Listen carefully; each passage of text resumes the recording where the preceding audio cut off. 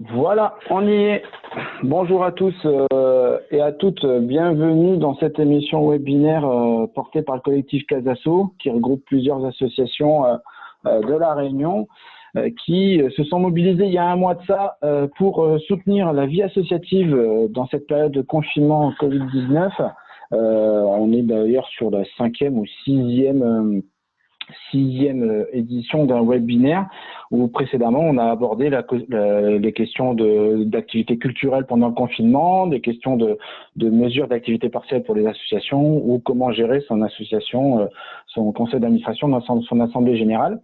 Je me présente, je m'appelle Cyril, je suis chargé de mission au trajet de La Réunion, comité régional des associations de jeunesse et éducation populaire, et je suis très fier que mon ami Samuel, avec qui on co-anime cette émission, m'a laissé l'opportunité d'animer une émission qui est chère pour moi, là, parce qu'on est quand même sur la parole des jeunes, et pour un comité régional des associations de jeunesse, c'est quand même important. Et je vous présente Mickaël. Bonjour tout le monde, Mickaël Abelard, donc directeur du Centre régional d'information jeunesse, donc le CRIJ, et secrétaire du CRAGEP, et avec grand plaisir, co-animateur de cette édition, parce qu'en général, quand il y a de la jeunesse, le CRIJ n'est jamais bien loin. Alors aujourd'hui, on va avoir plusieurs témoignages. Ça va être un peu spécifique parce que l'idée, c'était de pouvoir aussi valoriser l'engagement des jeunes dans cette période de confinement. Donc, on a demandé à plusieurs personnes d'intervenir. Mais on va déjà commencer par notre président du mouvement associatif, Jean-François Beaulieu, qui a l'habitude de faire une introduction avec les actualités liées au Covid-19 et notamment sur le sujet de la vie associative. Notre ami Jean-François Beaulieu, on va activer ton micro et c'est parti, Jean-François, c'est à toi. Merci, tu as Cyril. 5 minutes. Merci Cyril, bonjour à toutes et à tous. Alors, comme oui, alors je vais m'emmener là, moi, Vio. Et donc, au niveau national, qu'est-ce qui se passe? Les ministères actuellement s'activent avec nos fédérations autour de la stratégie de déconfinement. Des échanges interministériels se tiennent tous les mercredis ou les vendredis, ça dépend des disciplines, avec l'ARF, les fédérations, les maires, la NS, etc.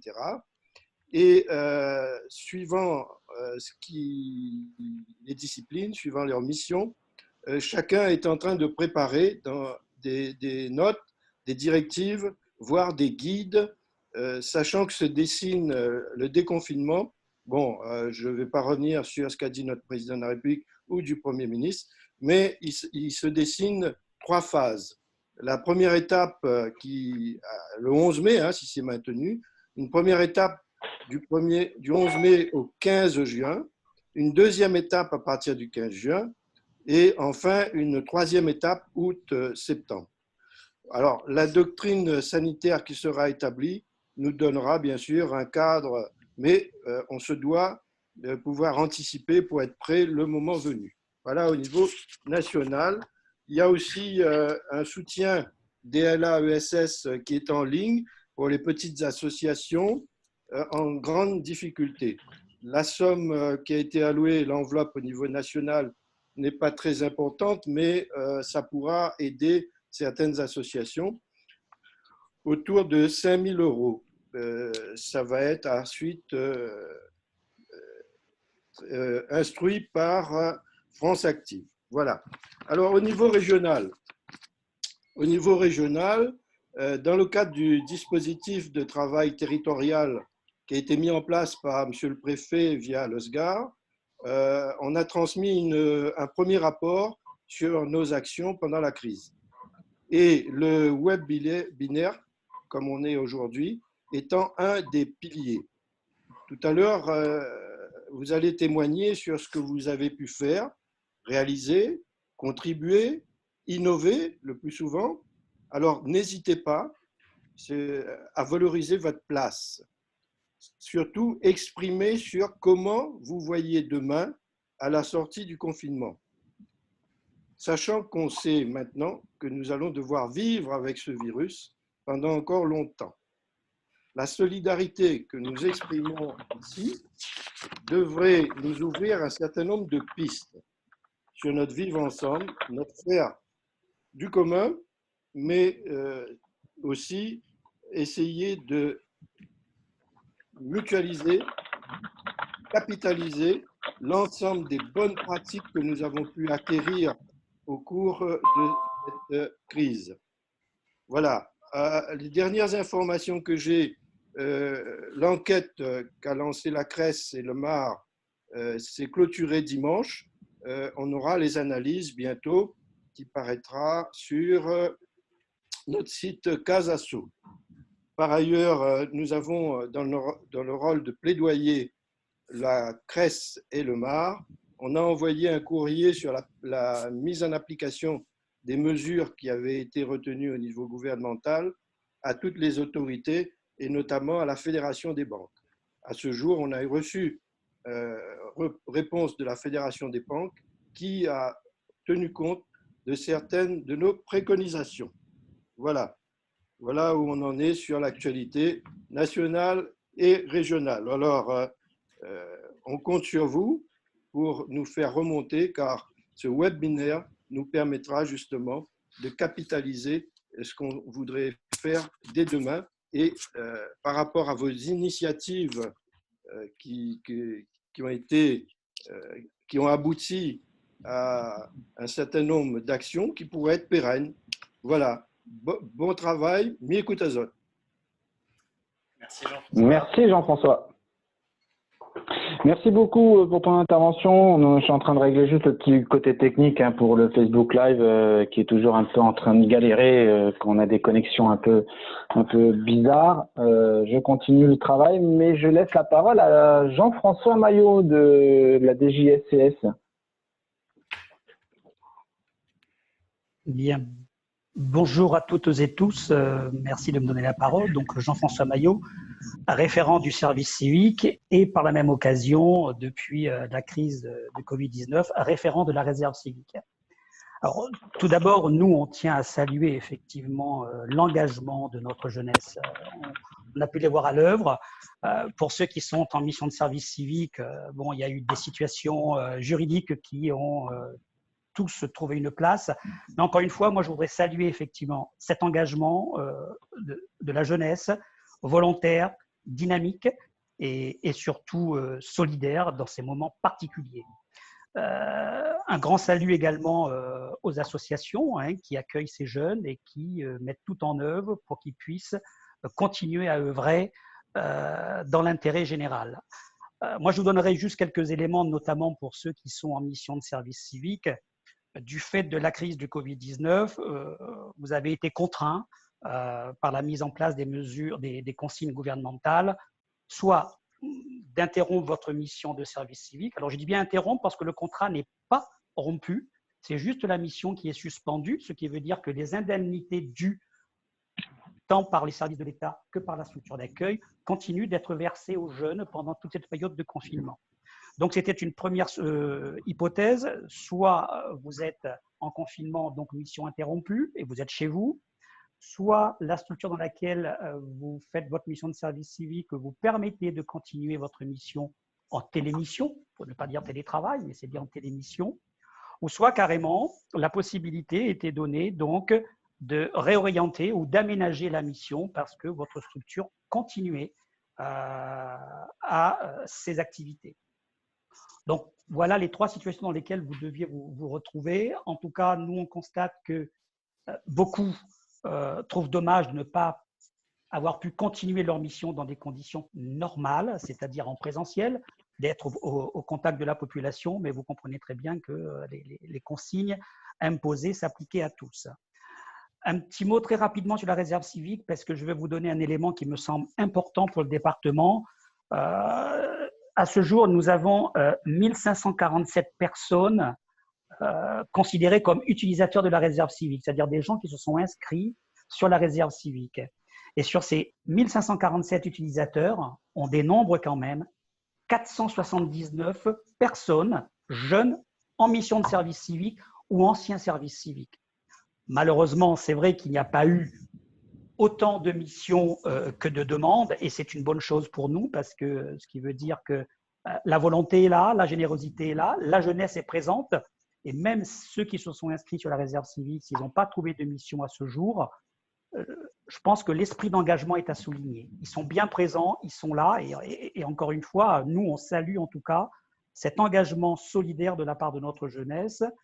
Et moi, je voudrais rassurer les jeunes qui terminent leur contrat de service civique. Quelle que soit la durée de la période du confinement, le contrat ne sera pas prolongé. La mission s'arrête arrivée à échéance, mais on a tenu quand même à sauvegarder votre mission et notamment vos indemnités jusqu'à la fin de votre contrat. Donc, moi, je tiens encore à vous remercier pour votre engagement. Le président Beaulieu l'a dit tout à l'heure, valorisez ce que vous avez mis en œuvre. N'hésitez pas à vous mettre en avant parce que ce que vous faites est absolument important, primordial, en tout cas dans cette période de confinement. Merci à vous pour tout ce que vous faites. Voilà, Cyril. Merci beaucoup. Merci beaucoup, Jean-François. Bravo. C'est vrai qu'il est toujours important de voir quand même qu'on soutient toujours cet engagement et notamment sur le côté volontariat en service civique parce que c'est vrai que le confinement a arrêté net certaines missions et on a beaucoup vu de témoignages de volontaires en service civique qui ont souhaité modifier un peu leur engagement mais continuer leur engagement et c'est ça qui est très très valorisant. Donc voilà, Michael. C'est toujours une bonne introduction. On a fait un bon petit 10 minutes. Allez, c'est parti. Non, c'est vrai que c'est toujours important de valoriser ces initiatives. C'est vrai que dans le cadre des webinaires que l'on anime maintenant depuis quelques semaines, l'idée était un peu de faire soit de l'accompagnement, du transfert de compétences en gardant toujours en fait ce petit moment d'actualité. Aujourd'hui, on a décidé un petit peu de changer le move, de se dire que ce serait bien aussi d'échanger avec ces jeunes qui se motivent. Il y en a qui sont engagés dans du bénévolat, par exemple avec Tiens Bon Ensemble sur la livraison de repas. Il y en a qui sont tout simplement, entre guillemets, tout simplement, bien entendu, confinés chez eux et soit à travailler, soit à gérer des enfants, soit à réfléchir pour essayer de changer le monde ou tout simplement, en fait, être réunionnais de l'autre côté de la mer, par exemple avec Nawar, dans un autre pays, en l'occurrence la Slovaquie, et qui aussi vivent de façon différente en fait ce confinement. Et on s'était dit avec Cyril que ce serait plutôt, Cyril en échangeant avec nous, que ce serait bien aussi de donner la parole à tous ces jeunes, à toutes ces personnes qui vivent de façon différente en fait leur confinement. Donc on va avoir différentes interventions de très jeunes, de jeunes, d'engagés, d'impliqués, de salariés, tout simplement. Bref, tout ce qui compose en fait notre société au quotidien, histoire d'échanger avec elles et avec eux pour voir comment ça se passe. Donc, on sera un petit peu en mode antenne réunion. On vous parle depuis l'autre côté de l'océan. Qu'est-ce que vous faites? Comment ça se passe? Et petit message ou petit coup de gueule à annoncer sur ce webinaire-là. Et notre ami Jenny, tu es là avec nous, Jenny? Oui. Bonjour Cyril, bonjour à tous. Bonjour Jenny, qui est du coup directeur de la Maison des associations de Saint-Benoît. Est-ce que tes collègues Ludovic et Flavien sont en ligne? Parce que je les cherche et je les trouve pas. Eh ben, effectivement, j'étais en train aussi de les chercher. Je sais que l'un des deux ne pourra pas intervenir suite à un problème familial. Bah oui, effectivement, c'est aussi ça le quotidien. Et Ludovic, j'essaie de le retrouver, je ne le retrouve pas. Pour la petite histoire, ce sont deux jeunes qui interviennent auprès de l'association Tiens Beau Ensemble que parlait Michael et qui sont au quotidien sur des maraudes et la distribution de colis alimentaires. Voilà, donc je ne désespère pas de le retrouver, Ludovic, bientôt. Je te tiendrai au courant, je t'enverrai un petit message. Voilà. C'est ce qu'on va faire. Du coup, c'est ce qu'on va faire et on va tout de suite enchaîner avec, c'était normalement le deuxième témoignage, mais maintenant vous êtes les premiers à témoigner. Je vous présente Rémi et Claire-Marie du Secours catholique. Bonjour à vous deux. Bonjour. Bonjour. Bonjour à tous. Alors, tout de suite, j'ai une petite question à vous poser. Qui êtes-vous? Qui sommes-nous? Alors, moi, c'est Claire-Marie, j'ai 28 ans et je suis bénévole au Secours catholique depuis 2 ans et demi à peu près maintenant. Donc, je suis engagée plus spécifiquement sur le terrain auprès d'une action auprès des SDF. Pour ma part, c'est Rémi, 30 ans, donc engagé comme bénévole auprès du Secours catholique à Saint-Denis, donc aussi auprès des sans-abri à Saint-Denis. D'accord, je te propose de te rapprocher un petit peu plus de Claire-Marie parce qu'elle est à côté du micro, Claire-Marie, et toi un peu moins. Et alors du coup, comment vous vivez votre confinement en ce moment de votre côté d'engagé là comment vous avez adapté votre période d'engagement? Qu'est-ce que vous faites actuellement? Alors, on va dire qu'on est à plusieurs niveaux maintenant. On a dû tout réadapter par rapport au confinement et par rapport aux réglementations, aux gestes barrières, ce que nous demandait de respecter le siège social du Secours catholique, enfin le siège national. Avant, notre mission principale, c'était de faire des cafés de rue. Donc, c'était vraiment que du terrain. Et on se réunissait tous les samedis à la cathédrale de Saint-Denis pour rencontrer les sans-abri et leur offrir le petit déjeuner gratuitement avec une oreille attentive, une écoute. Et on discutait tout simplement avec eux. Ils nous partageaient leurs soucis, mais aussi leurs joies. Enfin, voilà.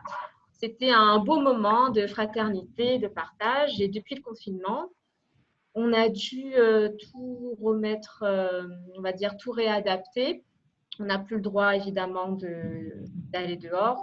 Donc, on a décidé de faire des maraudes. Et au lieu que ce soit les sans-abri qui viennent à nous, on a dû choisir l'option de faire des maraudes sur la rue piétonne à Saint-Denis. Donc, on est 4 dans l'équipe. Avant, on était plus. Donc, on a dû restreindre au niveau de la quantité de bénévoles. C'était 4 maximum. Et on s'est répartis en 2 voitures. Et maintenant, on sillonne, on va dire, les rues de la ville de Saint-Denis en préparant des sachets de petits déjeuners qui sont faits à l'avance, donc dans la semaine. On fait des courses. 2 personnes sont désignées pour faire les sachets, pour les fermer, tout ça, dans des conditions hygiéniques. Et on se retrouve toujours le samedi matin à la même heure. On prévient les gars qui savent qu'on va passer à partir de 8h30 et qui sont présents dans les rues de Saint-Denis. On sillonne la rue principale et on va jusqu'au bar à choix et ensuite on remonte. Donc, c'est une nouvelle aventure, j'ai envie de dire ça comme ça, et un nouveau défi qu'on a dû relever, quoi. Et à la différence par rapport au confinement, c'est qu'on a augmenté les jours. On ne fait plus que le samedi, mais on fait aussi les jours fériés et le dimanche. Et ce qui est beau, c'est que ça a permis de développer aussi une fraternité avec d'autres associations. Donc, on a essayé de s'organiser avec d'autres associations pour ne pas faire les mêmes actions le même jour. Par exemple, il y a Sourire et Partage, Abbé Pierre, Père Favreau. Il y a d'autres associations ou la Croix-Rouge qui font la distribution de nourriture, de l'accueil pour les sans-abri.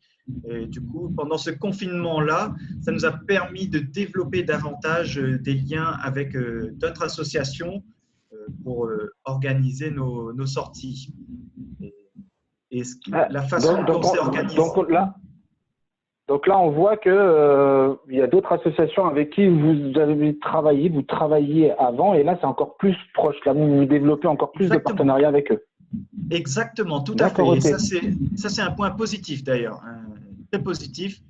Et aussi, une autre action qu'on a pu développer à travers ce confinement et qu'on ne faisait pas spécialement avant, c'est un hotline, donc un numéro téléphonique qui a été développé exprès pour le temps de confinement, donc un numéro d'urgence qui nous permet d'écouter des personnes isolées et de leur venir en aide à travers la distribution de bons d'achat et pour certaines personnes de livrer des colis alimentaires, donc, chose qu'il n'y avait pas avant le confinement.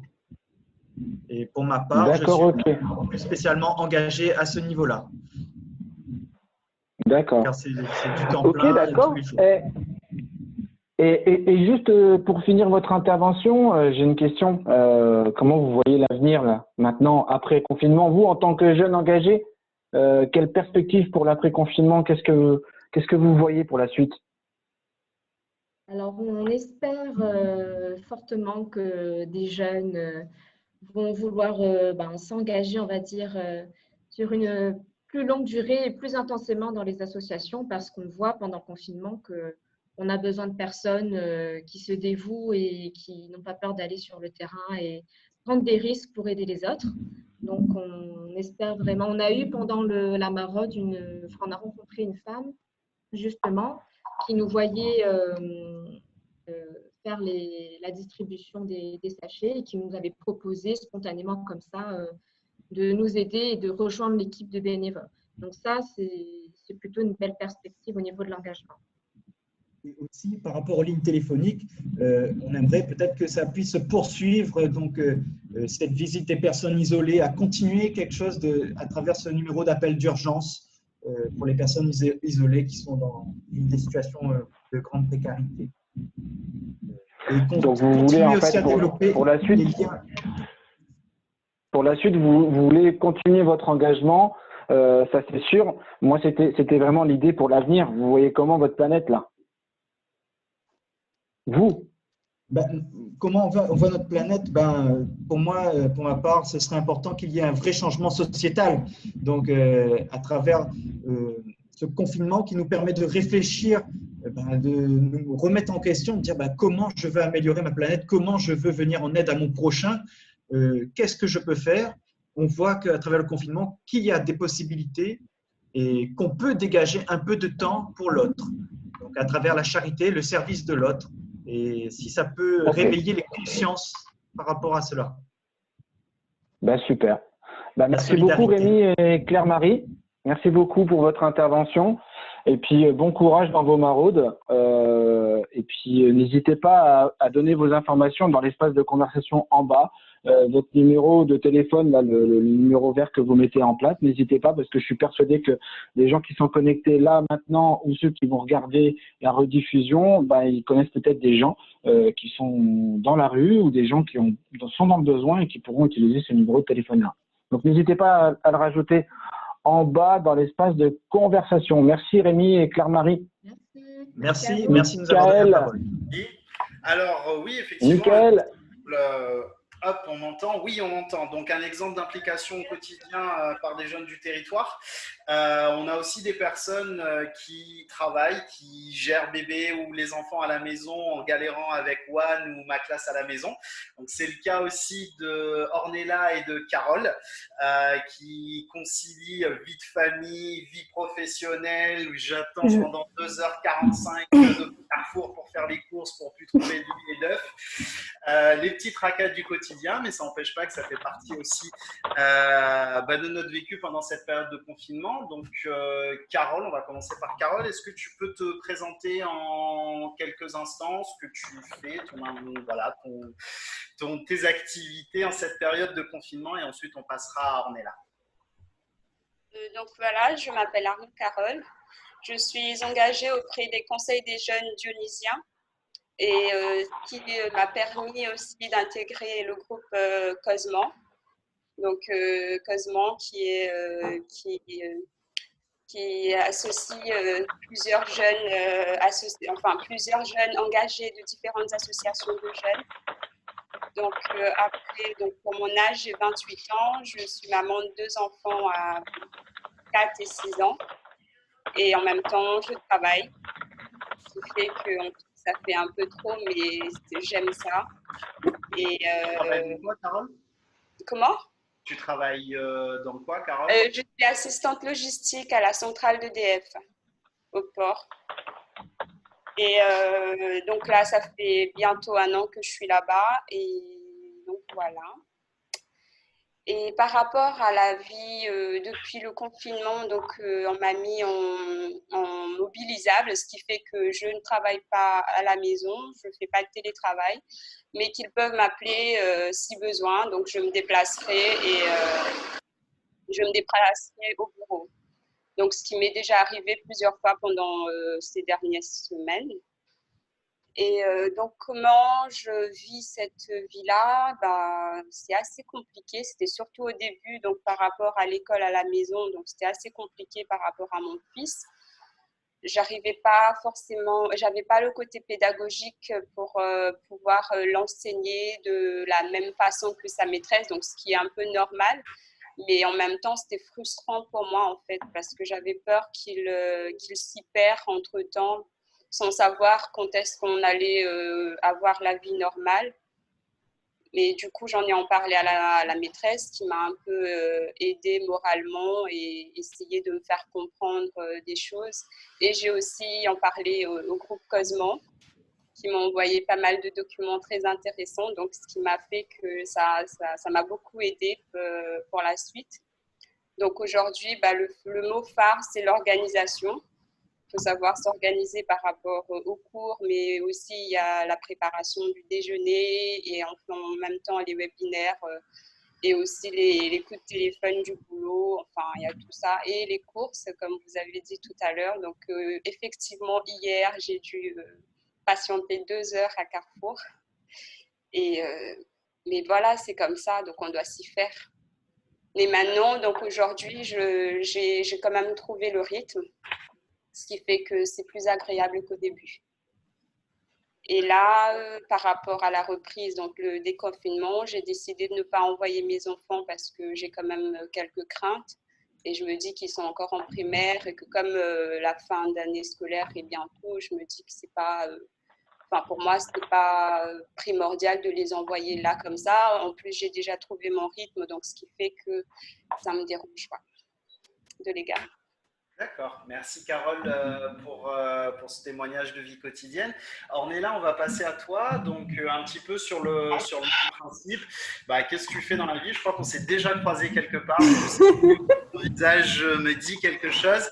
Et un peu pareil, en fait, comment tu t'organises pendant ce confinement? Ça se passe comment pour toi? Il me semble aussi que tu as un enfant, donc un petit peu, on va dire, les organisations quotidiennes, d'autant plus que toi aussi, il me semble que tu fais pas mal de choses aussi pour accompagner les individus au travers de tes missions.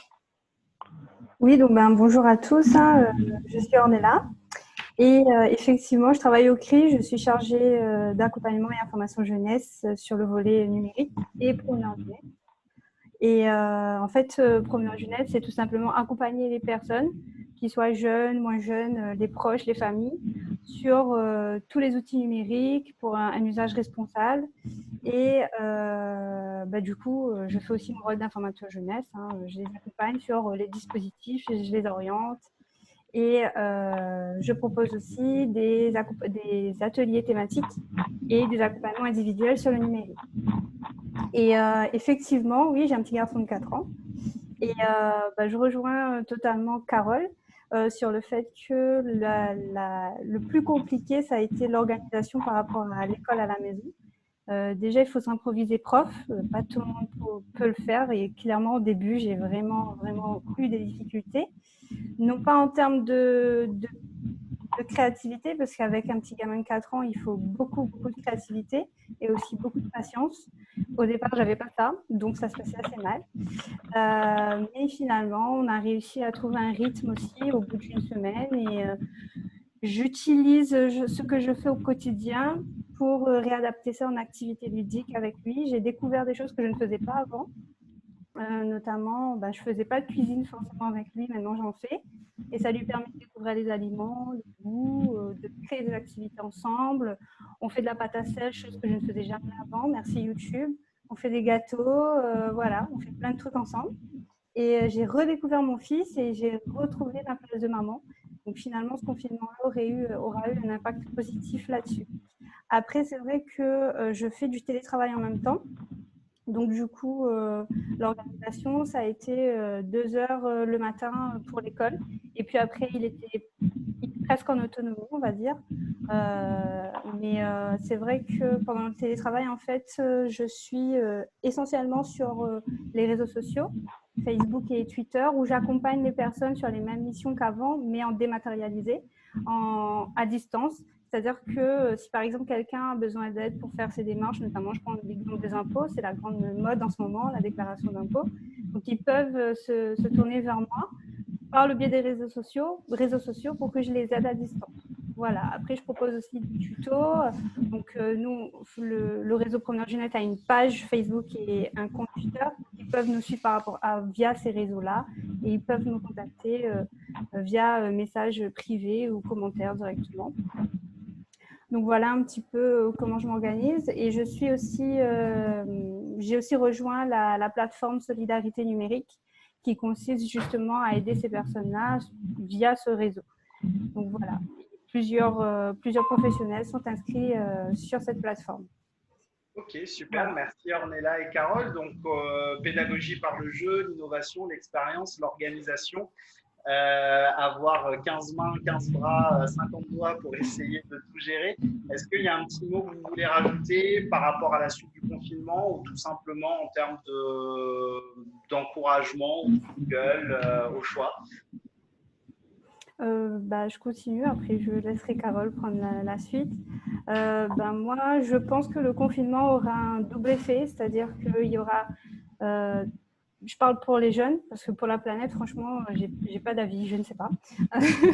Mais en tout cas, pour les jeunes, je pense qu'il y en aura certains qui vont retrouver la motivation pendant le confinement, parce que si ce sont des jeunes vraiment impliqués et engagés qui ont envie de faire des choses, ils vont se rendre compte que le confinement a finalement eu beaucoup de freins, il y a eu beaucoup de barrières.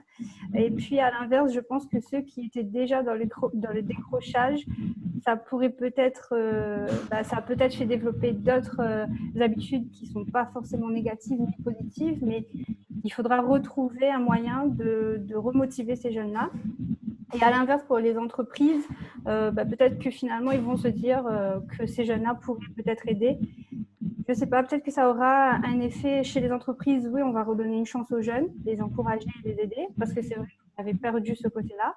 Et pour les jeunes, on aura double effet, soit ceux qui sont très, très motivés, soit qui ont perdu un peu de motivation et qui auront besoin d'aide pour se réinsérer.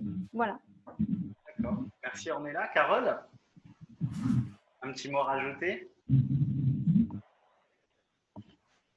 Ah, attends, il y a ton micro qui a été coupé. Moi, je n'ai pas touché. Pas mieux avec le son. J'ajouterais, ça rejoint un peu Ornella dans le sens où il faudrait vraiment que les jeunes se fassent entendre et tout. Donc, ce qui fait que justement, par rapport au projet Cosman, pour commencer dans ce sens-là, on a commencé un projet, donc une enquête qu'on a menée aux différents jeunes de La Réunion.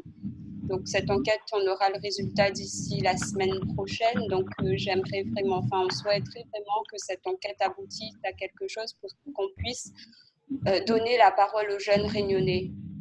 Parce que c'est quand même l'avenir de la société, on va dire. Donc, il faut vraiment qu'ils aient leur place dans notre société. Et que j'espère que ce confinement aussi va pouvoir justement essayer de faire pour que la politique ou même tout le monde en fait réagisse dessus et voir autrement. Donc voilà. Super. Merci beaucoup Carole et Ornella. Je ne sais pas Cyril si on peut peut-être avoir une ou deux petites interventions parce que là on est à 66 participants. Si tout le monde va réagir, on n'aura pas fini avant 17h. Mais il y en a sur le clavardage qui voudraient faire des petites interventions, ça te va? Allez, très rapidement alors, dans ces cas-là. Allez, très rapide, une ou deux. Il y a Valérie de la Jeune Chambre économique qui voulait réagir. Oui, tout à fait. Donc, la Jeune Chambre économique, j'ai vu qu'elle est présente à La Réunion, à Saint-Denis et dans le sud. Tonio est également présent aujourd'hui. On se mobilise également, par exemple, pour permettre de se former. Sur différents sujets, montage de projets, etc. C'est l'occasion aussi de s'occuper, on va dire, pendant cette période où effectivement on reste tous confinés. Je pense qu'on est à presque 40 jours, ça commence à peser un peu. Mais c'est l'occasion aussi de s'ouvrir au monde et sur d'autres territoires, puisque tout le monde est en mode dématérialisé. Donc voilà ce que je peux dire du côté de mon côté. Je ne sais pas si Tonio veut rajouter quelque chose. Merci. Et super, donc, merci beaucoup. Par exemple. Ouais, vas-y Valérie. Ouais. Donc, c'est des ateliers en ligne hein, qu'on peut également, bien sûr, ouvrir aux autres associations. Par exemple, l'atelier CV Citoyen qui permet de valoriser les compétences informelles, les soft skills, qu'on a l'opportunité d'animer au CRIJ en présentiel. Eh bien là, on peut l'animer également à distance. Donc voilà. Ok, super. Merci Valérie pour ton intervention. Bon, on n'en prendra pas d'autres sur cette séquence-là parce que sinon on risque un peu trop de déborder et ceux qui sont parents ou tout simplement ceux qui ont faim, on risque de dépérir devant l'écran. Je redonne la main à Cyril pour continuer un petit peu le déroulé de cette matinée. Oui, tout à fait. Merci. Merci pour vos interventions et puis merci beaucoup Ornella et Carole pour votre témoignage. Nous allons passer la main à notre amie Roxane. Ou en tout cas, j'ai dit amie, mais c'est vrai que je t'ai croisé une fois parce que vous êtes venue quasiment dans le bureau à côté de mon bureau. Tu es volontaire en service civique à Unicité. Alors, je vais te proposer de te présenter un peu ton association et ta mission. Alors, du coup, moi, c'est Roxane, j'ai 21 ans. Du coup, je fais partie de l'association Unicité en tant que volontaire en service civique. Donc, nous, nos missions, c'est quoi? C'est d'aller dans les lycées de Lille et de mettre en place des ciné-clubs avec les élèves. Donc, du coup, voilà. D'accord, ok. Et comment se passe ta mission en ce moment, justement? Est-ce qu'elle a été modifiée? Est-ce qu'elle a évolué? Est-ce qu'elle a complètement changé? Ou au contraire, tu te réveilles à 15 heures? Bah, du coup, non, je me réveille à 9 heures. J'essaie d'avoir une Du coup, oui, notre mission à tous a changé. On est passé de partir dans les lycées à rester chez nous, à faire du télétravail. Donc, du coup, nous, ce qu'on propose, donc, premièrement, on a créé des podcasts donc, qui se trouvent sur SoundCloud, donc Unis et Confinés, avec des témoignages et des histoires de la Réunion. Ensuite, on a créé une nouvelle page Instagram où on montre différents petits trucs de la Réunion. C'est assez ludique, donc c'est bien aussi. Donc, c'est Unis et Confinés aussi. Et ensuite, on va réaliser à partir du 18 mai des débats, mais du coup, ce sera des ciné-débats, mais du coup en ligne, avec les élèves avec qui on était avant le confinement. Et on a réalisé aussi des débats avec différentes associations, donc par exemple l'association JB4, avec le court-métrage L'Horizon Cassé. Et moi, j'ai réalisé avec un autre volontaire, donc Nicolas, un débat avec d'autres volontaires de Unicité, mais de métropole. Donc, du coup, on a fait un débat tous ensemble, donc c'était super parce qu'on a rencontré d'autres personnes. Donc, voilà, c'était super. D'accord, ok. Vous êtes combien de volontaires en service civique, là, à Unicité, là? On est 9. D'accord, ok. Quand c'est arrivé la période de confinement, est-ce que vous êtes inquiété sur l'avenir de votre mission? Oui, non, on savait pas trop comment se faire. Mais pour ma part, je savais pas ce qu'on allait faire. Je savais qu'on allait plus repartir dans les lycées, mais qu'il allait avoir une solution à côté. Donc là, si je résume, vous avez réadapté totalement votre mission, tout simplement parce que les lycées et les collèges ont été fermés pendant une grande période. Vous avez développé des nouvelles compétences numériques, j'imagine. Oui, c'est ça, oui. Toi-même, aujourd'hui, là, je t'ai expliqué comment avoir le son avec le téléphone. Oui, un truc que je ne savais pas. Finalement, c'est à l'image des associations ici à La Réunion où ils ont un peu adapté tout ça. Je te propose de mettre dans l'espace conversation en bas les petits liens. Je vais demander aussi à Audrey, ta responsable d'unicité, de pouvoir le mettre dans l'espace de conversation. Tous ces liens là de ciné-débat. Mais toi, Roxane, comment tu vois l'avenir? Comment je vois l'avenir pour la planète, je ne saurais pas trop quoi dire. Je ne sais pas trop quoi dire. Après, pour les jeunes, je verrais ça d'une manière un peu plus positive parce que l'après-confinement, on pourrait plus être impliqué. Par exemple, pour les vieilles personnes qui ne peuvent pas sortir ou c'est pas recommandé de sortir après le confinement. Donc, du coup, on pourrait intervenir pour faire des courses.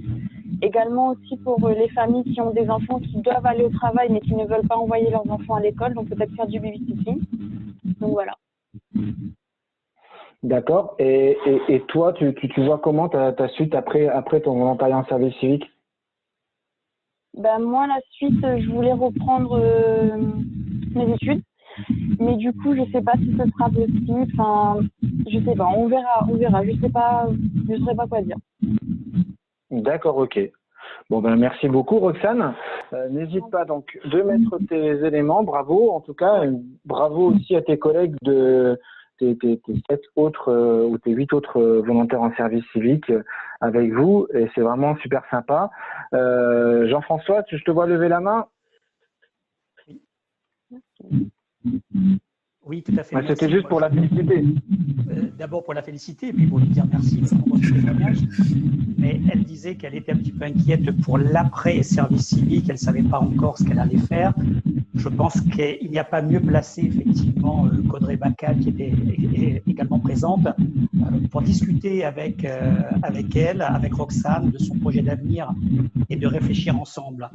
Par ailleurs, vous avez dit dans votre témoignage que vous avez eu l'occasion d'échanger avec d'autres volontaires de métropole. Je pense que c'est une excellente chose pendant la mission de service civique et pendant cette période de confinement, parce que le fait d'échanger avec les autres, ça maintient le lien et ça pourrait également, et là encore, je parle sous le contrôle d'Audrey Bacal, contribuer et participer à votre formation civique et citoyenne. C'est une très très bonne chose que vous avez une bonne initiative que vous avez eue. En tout cas, moi, je vous félicite pour ce que vous faites et félicitations également à vos autres collègues. Merci à vous. Merci Jean-François. Bravo Roxane. On va passer, mon très cher Michael, et c'est moi qui du coup va pouvoir avoir l'honneur d'interviewer la nouvelle star qui passe maintenant sur beaucoup d'interventions en ligne, parce que la dernière fois sur Facebook j'ai vu qu'elle avait été diffusée sur le site de l'UNIGE en direct. Nawar, est-ce que tu parles toujours bien français réunionnais là-bas, là où tu es? Ça dépend des mots. Alors, dis-nous où est-ce que tu es là en ce moment? Donc, actuellement, je suis en Slovaquie en tant que volontaire européenne, corps européen de solidarité. Et il ne fait pas froid. Déjà une bonne chose. Voilà, ça c'est le point positif, c'est que là le printemps arrive, donc non, l'automne, là c'est l'automne et du coup il fait moins froid, donc c'est super. Alors Nawar, tu as un parcours assez atypique et intéressant, pas forcément atypique, mais qui plus est plutôt intéressant, c'est que tu as été engagé quand même dans une association que je connais très bien, JB4, un petit coucou à Benoît et Adrien que j'ai vu connecter tout à l'heure. Ils sont tous venus te voir, là justement, ils te voient plus, alors du coup ils sont venus te voir aujourd'hui sur Zoom, et tu es parti en Slovaquie donc en volontariat. Et donc quelle est ta mission, Nawar, là-bas? Du coup, en Slovaquie, je travaille dans un centre familial en tant qu'animatrice. Et ça, c'était avant le confinement. Et maintenant, pendant le confinement, en fait, on est tous un peu réquisitionnés. On coud des masques qu'on distribue dans les EHPAD. Et on fait aussi des colis alimentaires qui vont être distribués aux personnes isolées qui habitent seules. Et pour le moment, en gros, en fait, c'est ce qu'on fait. Parce que du coup, au début, je travaillais 30 heures par semaine, mais maintenant, je fais que 12 heures. Je travaille un jour sur deux et c'est de 10h à 14h.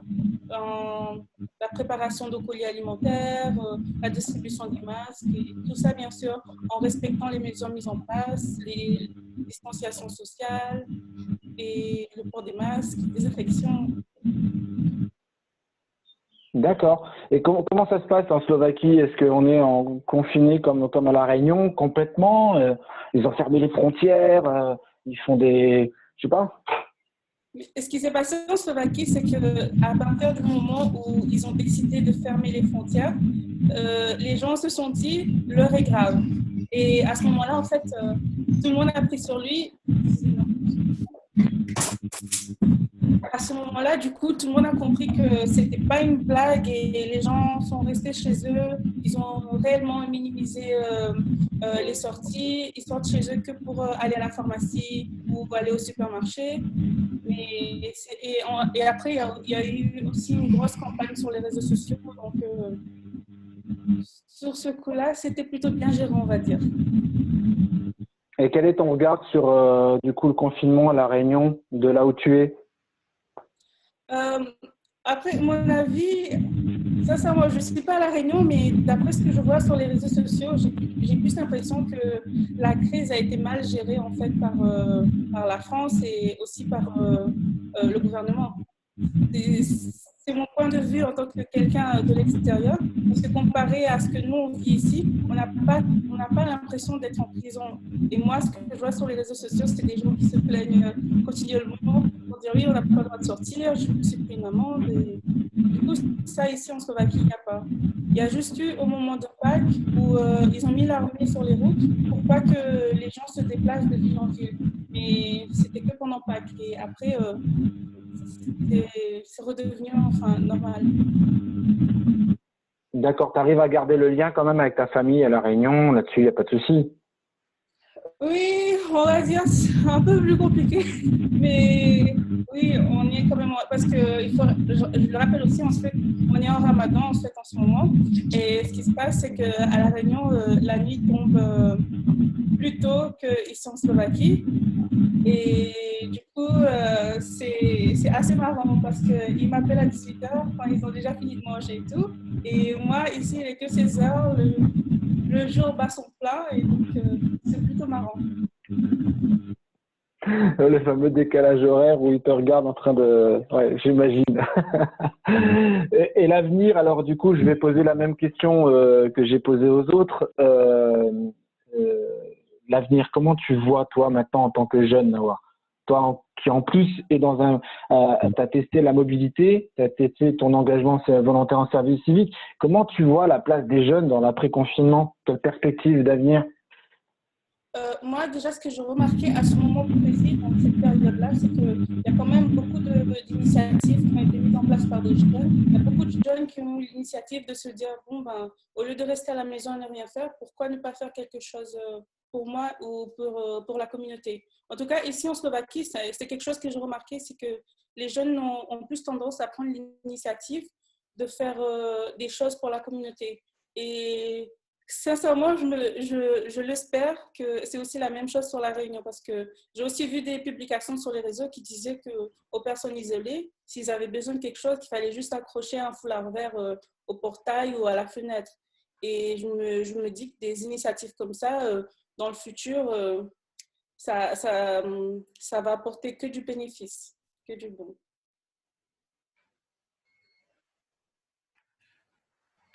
Alors, on t'entend plus, Cyril? Attends, qu'est-ce qui se passe?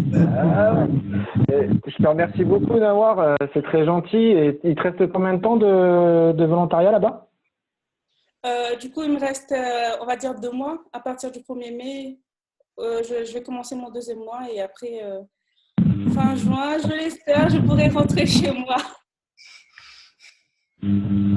Ça sera parfait. Tu arriveras en pleine période d'hiver à La Réunion. Ça sera bien.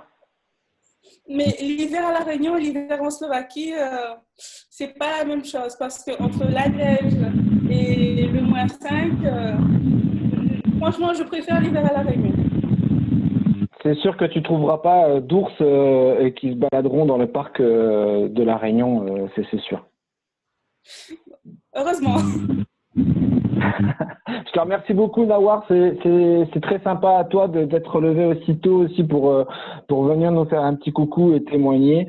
Merci beaucoup et bon courage pour tes 2 mois encore de volontariat et puis félicitations pour ton engagement là-bas dans ce pays européen. Merci beaucoup. Merci à vous et bonne fin de journée. Au revoir. Merci, Nawar. La prochaine fois, on te revoit sur TF1 ou 2 pour parler de ton expérience de mobilité. Puis après, le réseau national qui est maintenant à La Réunion est bien parti pour porter haut la voix de La Réunion. Mickaël, je te laisse la main pour la suite. Ouais, je te remercie Cyril et puis on va se cotiser vu qu'on est 59 participants à 25 centimes chacun pour t'offrir un nouveau micro pour la prochaine co-animation de webinaire, parce que du coup, tu as un méga bruit de fond quand tu parles pas avec ton kit main libre. Et il commence à y avoir des personnes qui menacent de quitter le webinaire si ce problème n'est pas réglé dans les 10 secondes. Donc, ça laissera le temps de trouver une solution de repli, mais ce serait dommage de ne pas entendre ta belle et douce voix. Donc, comme les jeunes ne se réveillent pas forcément à 15 heures, on va passer un petit peu maintenant côté lycéen avec Elodie et Lucas, donc aussi qui font partie de Cosman, mais qui n'attendent pas 15 heures pour commencer leur journée. Honneur aux dames, je vais laisser, on va commencer par Elodie, ou sinon, sauf si vous voulez intervenir de façon croisée, Elodie et Lucas, comme vous préférez. Alors, je vous donne le micro et c'est parti. Donc déjà, bonjour, donc je m'appelle Elodie et je suis lycéenne à Bouvet, à Saint-Benoît. Je vais laisser peut-être Lucas se présenter aussi. Donc, bonjour, moi je m'appelle Hippolyte Lucas, je suis au lycée Jean Englot au Port et j'ai 15 ans. 7420 représente. Alors du coup, comment vous vous occupez? Comment se passent vos vies en fait depuis un petit peu plus de 4 semaines maintenant, mis à part Instagram, TikTok et Snapchat, dans votre quotidien du coup? Alors du coup, depuis 4 semaines dans notre quotidien, il y a aussi, hormis les réseaux sociaux comme tu l'as dit, il y a aussi les cours en ligne. Et après, d'autres occupations, moi je sais que j'ai fait beaucoup de tri. J'ai essayé de mieux m'organiser aussi dans ma vie, mais c'est vrai qu'avec les cours en ligne, il y a eu pas mal de difficultés quand même. Et c'est déjà un sujet que je voudrais aborder, les difficultés qu'on a pu rencontrer, notamment sur les plateformes de connexion Pronote, donc la plateforme qui nous permet d'avoir accès à tout ce qui est par rapport à notre éducation et à notre parcours scolaire. Avec la forte affluence qu'on a eue dessus, pendant moi, par exemple, 2 semaines, je n'ai pas pu me connecter. Et donc, je n'ai pas pu avoir accès à mes cours. Ce qui fait que j'ai eu des semaines de cours à rattraper. J'ai eu aussi pas mal de problèmes de connexion sur certaines plateformes de vidéoconférence avec mes professeurs. Donc ça aussi, c'est un deuxième problème à relever vis-à-vis de ça. Et il y a aussi la motivation. Il faut toujours rester motivé parce que de se dire, bon, je suis à la maison, je vais procrastiner, je rattraperai mon cours après, c'est pas grave. J'ai des journées devant moi. C'est vrai qu'on finit par se retrouver avec des tonnes et des tonnes de travail à faire à la maison et à rattraper parce que les cours en ligne, malgré le fait qu'on soit à la maison et confiné, c'est quelque chose qui reste assez essentiel pour pouvoir poursuivre notre programme scolaire et pour pouvoir justement à la prochaine rentrée, enfin, si on rentre entre guillemets en septembre, en juin encore, par rapport aux décisions qui vont être prises, pour ne pas être décalé par rapport à tout notre programme scolaire et ensuite par rapport à nos 2 examens, parce que je suis en seconde, par rapport aux 2 examens que j'aurai donc l'année prochaine et ensuite en terminale. Donc voilà. Et pour toi, Lucas? Alors, moi je ne vais pas vraiment reprendre ce qu'a dit Elodie parce que je rencontre aussi les mêmes problèmes, hein, problèmes de connexion. Et puis aussi, moi, voilà, je me suis fait aussi surprendre par tout ça parce que je m'attendais effectivement à avoir cette charge de travail, mais effectivement, tout d'un coup, quand on a des profs qui, moi ça m'est arrivé, préviennent des cours en ligne la veille pour le lendemain, alors qu'on avait déjà prévu la journée, c'était déjà des choses qu'on pouvait rencontrer. Mais effectivement, le temps d'adaptation, en fait, par exemple, pour moi, était un peu plus compliqué parce que je ne suis pas forcément quelqu'un qui est habitué à rester à la maison posé. J'aime bien bouger. Mais voilà, aussi, hein, les problèmes de connexion, c'est peut-être l'un des plus gros problèmes qu'on rencontre. Et ça soulève de gros problématiques parce qu'il y en a qui, comme Elodie, voilà, ils ne peuvent pas avoir de cours pendant plus de 2 semaines. Il y en a pour qui, à l'heure actuelle encore, ils ne peuvent pas avoir accès aux cours. Et ça pose de très, très gros soucis. Et voilà, après aussi, l'après-confinement aussi pose beaucoup de questions parce que est-ce que les gens pourront rentrer en septembre? Comment est-ce que, par exemple, nous, les secondes, on va démarrer l'année de première? Pareil pour les premières, comment est-ce qu'ils vont démarrer l'année de terminale? C'est beaucoup de questions qu'on se pose et ça nous met dans une ambiguïté, dans une confusion plutôt, quand même assez complexe en ce moment. D'accord. Et du coup, c'est vrai avant qu'il y ait eu cette période de confinement, on disait toujours, ouais, les réseaux sociaux, ça fait en gros des autistes et personne parle avec eux et ça coupe les liens sociaux. Et on se rend compte qu'à l'inverse, du coup, s'il n'y avait pas de moyens de connexion, de connectivité ou de réseaux sociaux, tout simplement, on perdrait, on pourrait pas se parler tout simplement et on perdrait beaucoup de ce lien-là. Et du coup, vous, en tant que lycéen, en seconde, ça se passe comment à la fois les interactions avec vos parents et vos amis, du coup, cette continuité de lien, surtout vous avez des galères pour vous connecter, pour accéder aux cours, pas mal de pression, comme tu l'évoquais ou comme Elodie l'évoquait, par rapport à la future rentrée, ou si peut-être vous serez déconfiné un jour pour reprendre l'école, en gros 3 jours avant les vacances. Du coup, ça se passe comment, cette gestion un peu de toutes ces sphères sociales entre vous, au sein de vous-même et avec vos amis et votre famille? Donc, du coup, par rapport à ça, comme tu disais, les réseaux sociaux pour pouvoir communiquer, entre guillemets, avec nos amis, etc. On a aussi les groupes de classe. Je sais que certains professeurs, après les cours visio, nous permettent d'interagir avec nos camarades, ce genre de choses. Et Lucas en parlait aussi par rapport à notre entrée en première. C'est vrai que nous, on a des orientations à choisir. Donc, au premier et deuxième trimestre, on nous demandait des feuilles d'orientation, des feuilles de vœux sur ce qu'on voudrait. Et on a des feuilles à valider au troisième trimestre. Et c'est vrai que jusqu'à présent, j'ai eu 0 retour des questions que j'ai posées vis-à-vis de ça. Donc, pour comment on s'organiserait pour choisir nos enseignements de spécialité en première, parce qu'avec la nouvelle réforme, on doit choisir certains enseignements de spécialité pour pouvoir ensuite poursuivre dans différentes voies. Et c'est vrai que pour l'instant, ça n'a pas encore été mis en place, à ce que je vois. Et c'est des feuilles à faire valider avant juin, normalement. Donc, ça rajoute entre guillemets un stress supplémentaire de se dire ils vont peut-être se baser sur des choix qu'on a fait au premier trimestre et qui sont peut-être plus les mêmes à l'heure d'aujourd'hui pour faire des orientations pour l'année prochaine. Et toi, Lucas? Effectivement, Elodie résume parfaitement ce qui se passe et je reprends par rapport aux orientations.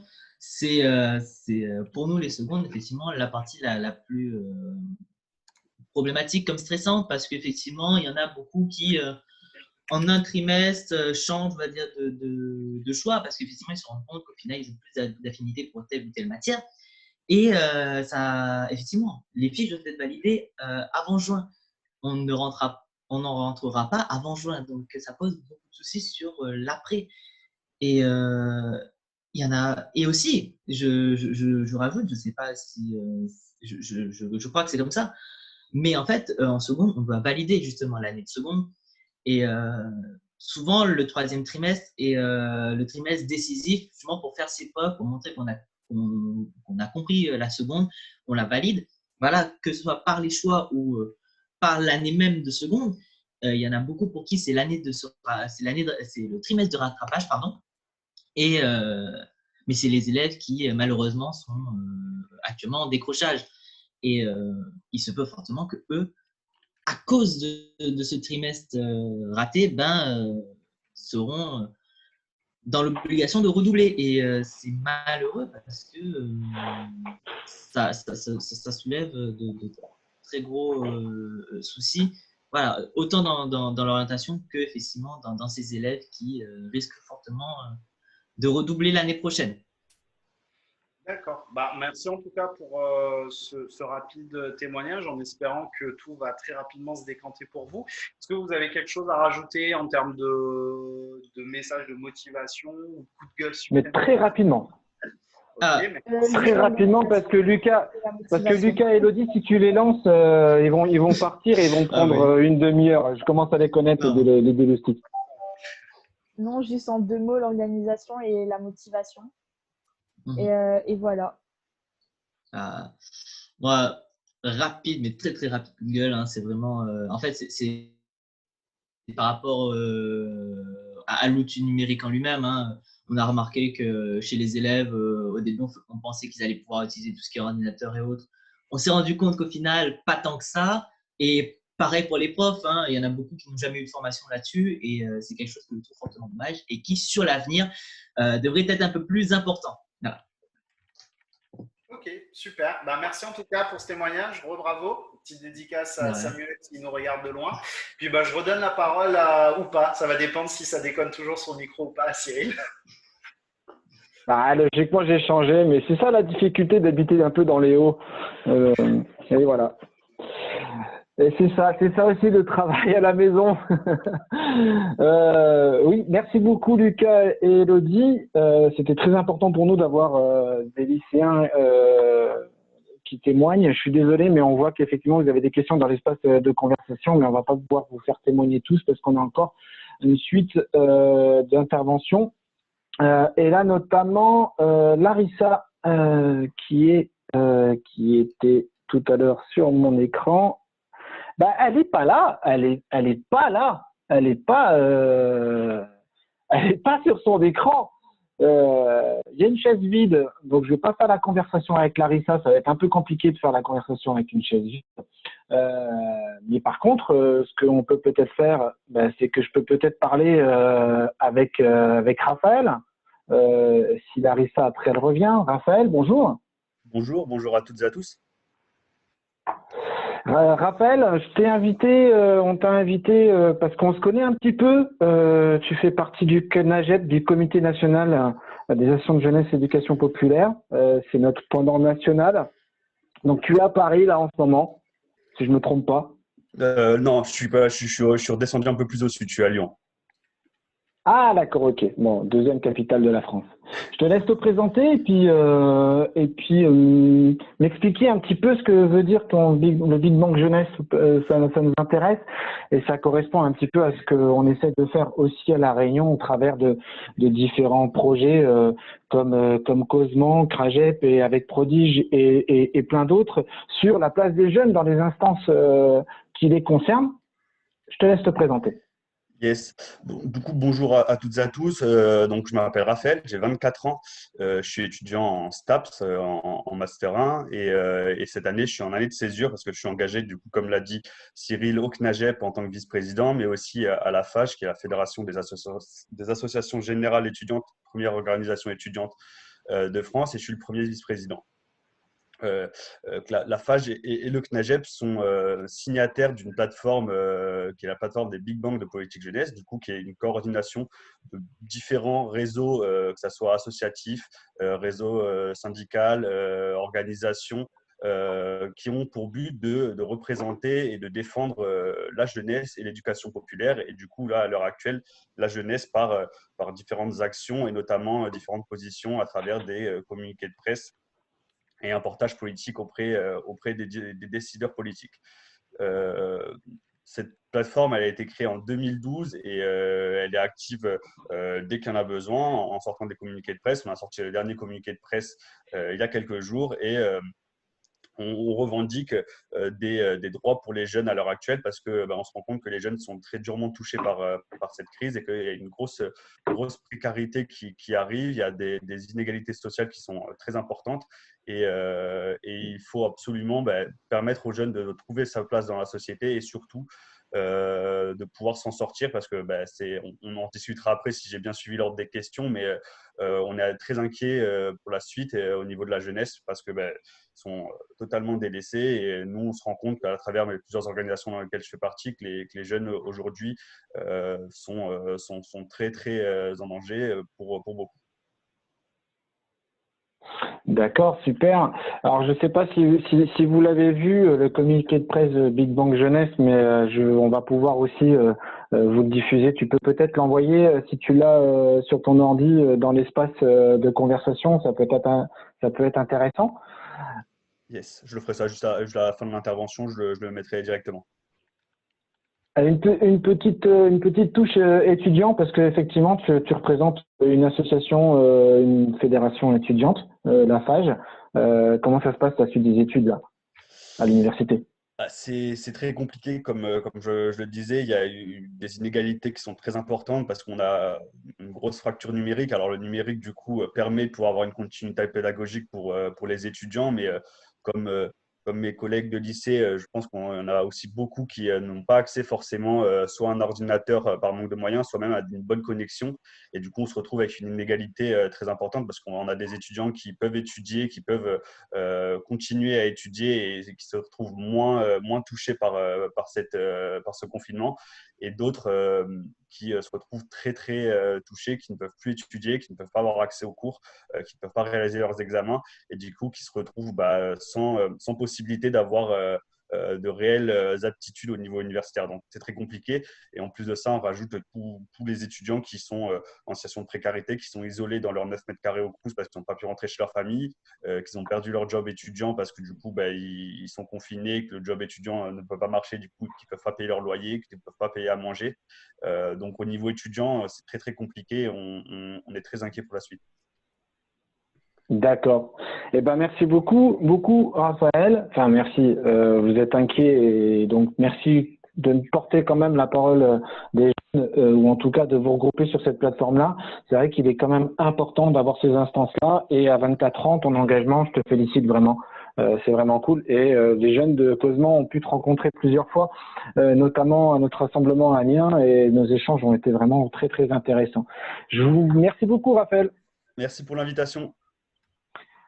Alors, je vois que Larissa n'est toujours pas là. Larissa, c'est une personne, une jeune accompagnée par le projet Agir 974, porté par Prodige, qui a développé toute une activité de chef à domicile. Et en ce moment, elle m'expliquait qu'elle développait un peu de la livraison de repas à domicile dans cette période de confinement. Malheureusement, elle n'est toujours pas là. Elle était là tout au début.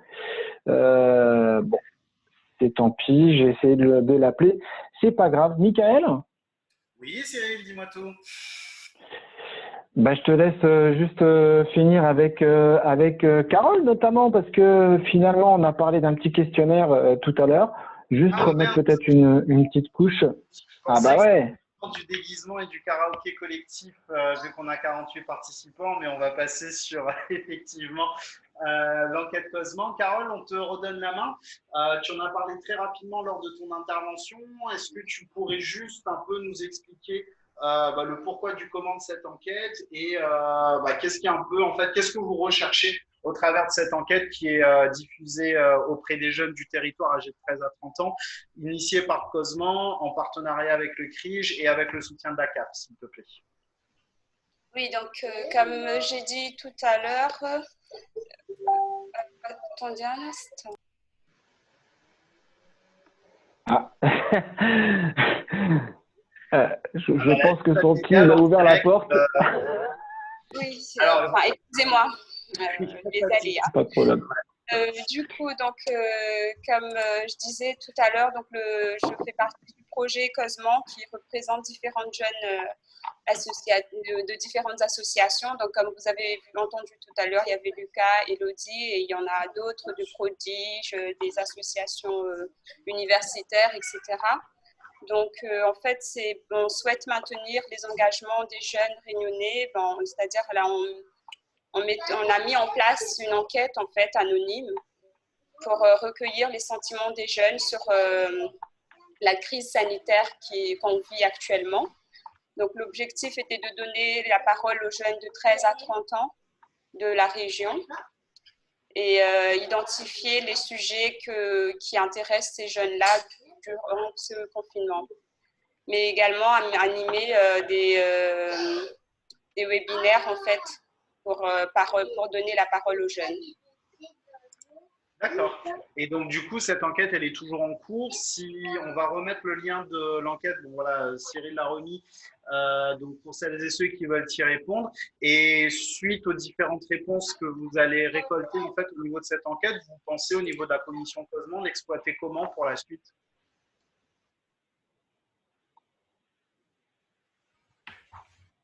Ah, attends, il y a eu une disparition de micro. Pourquoi là, son micro qui se coupe? Voilà, Carole. Ah, tu l'avais, Carole. Là, voilà, c'est bon. Excusez-moi. Du coup, donc en fait, ce serait pour justement pouvoir animer des espaces Causement pour après le confinement. Ce qui veut dire qu'il y aura par rapport aux résultats, donc on va choisir par rapport au pourcentage de choix des jeunes, en fait, on va choisir des sujets de conversation pour un webinaire. Enfin, il y aura une émission en webinaire qui sera diffusée et duquel on fera participer les jeunes réunionnais. D'accord, bah merci beaucoup Carole. Donc vous avez eu le lien de l'enquête sur le clavardage, donc l'espace de conversation. Donc n'hésitez pas à le diffuser autour de vous. Cyril, peut-être repartir du côté de Larissa si elle est revenue. Et bah, je pense qu'on arrive aussi trop loin de la fin. Elle n'est pas revenue. Elle n'est pas revenue, malheureusement. Un petit mot Mais c'est pas grave. Conclusion, des questions, des commentaires, des ajouts. Alors, ce que je propose, c'est qu'on va clôturer cette émission parce qu'il est l'heure d'aller manger quand même et qu'on voit qu'il y a les marmailles qui sont en train de monter sur les bureaux, en train de réclamer le repas. On va clôturer cette émission d'enregistrement, mais on peut continuer à discuter et notamment s'il y a des personnes qui souhaitent échanger, prendre la main, n'hésitez pas à lever la main. Et voilà, à évoquer votre vie de tous les jours dans cette période de confinement, puis surtout cette parole aux jeunes. Je remercie sincèrement tout le monde pour votre présence. Cette émission sera diffusée sur la page YouTube du CRAGEP et dans notre collectif Casasso. Je le rappelle, on est quand même sur plusieurs partenaires qui se mobilisent pour permettre de maintenir le lien vie associative de plusieurs associations. Et je remercie aussi beaucoup à tous ces intervenants de l'autre bout du monde et d'ici juste à côté de nous pour toutes ces interventions et de mobilisation. Ça fait vraiment chaud au cœur et à certains moments, quand on est des coups de mou d'engager, quand on vous écoute, ça nous donne le boost, n'est-ce pas Michael? Tout à fait, ça motive, ça donne la patate, ça motive pour continuer. Est-ce qu'on peut déjà communiquer sur le prochain webinaire qu'on va avoir la semaine prochaine? Ouais, tout à fait. En fait, on a abordé le sujet avec Casasso la dernière fois. C'est que le prochain webinaire, ce sera jeudi prochain à 11h et ça sera sur les ACM, sur les activités collectives de mineurs, notamment l'organisation des séjours de vacances, le temps périscolaire. Il y a beaucoup de nouveautés qui ont été diffusées par le gouvernement pour l'organisation de ces moments-là. Nous allons essayer d'avoir le maximum d'intervenants qui pourront un peu nous expliquer ces mesures-là. Et en espérant que tout va bien se passer pour nos vacances scolaires pour la suite. Et puis voilà quoi. En tout cas, je voulais faire une petite dédicace. Je vous propose de faire un petit coucou à la Samuel Ablancourt qui n'est pas là parce qu'il est en congé, mais il a l'habitude de faire un petit applaudissement comme ça. Voilà, ça devient la marque de fabrique de Jean-François Maillot. Je t'ai pas vu le faire par contre. Je t'ai pas. Voilà. Je vous remercie à tout le monde.